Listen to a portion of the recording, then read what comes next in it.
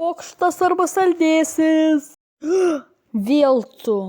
Tu tas vaikis, kuris sudegina mano namus. Taip, čia aš. Ko nori? Saldainio?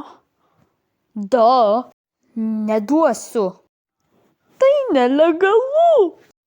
Oi, kasgi sako žmogus, kuris turi 50 vaikų savo rūsyje.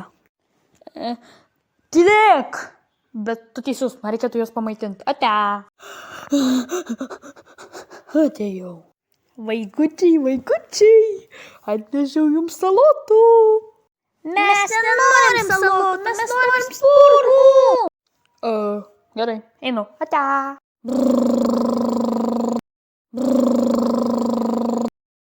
Vaikučiai, atėjau, turiu jums spurgą. O taip, duok. Ne, čia mano. Ką? Nepalauk, neišeik, mes vis tiek gali, palauk, ne.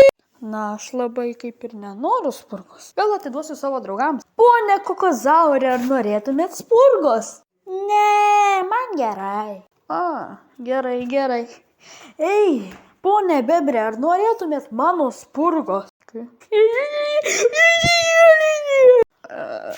Aš nemanau, kad tu alka. Einu paklausti pono Grybo. Pone Grybe, ar... Ate. Ne, palauk, aš iš tikrųjų moku kalbėti. Liko tik tai paskutinis draugas, kurį žinau. Guminukas. Stora šikniau. Nori mano spurgos? Čia ne spurga, čia akmuo. Pala, ar tu pirmą siūlei Kokozaurui? O ne, jis tave apmovė. Aš turiu spurgą. Pala.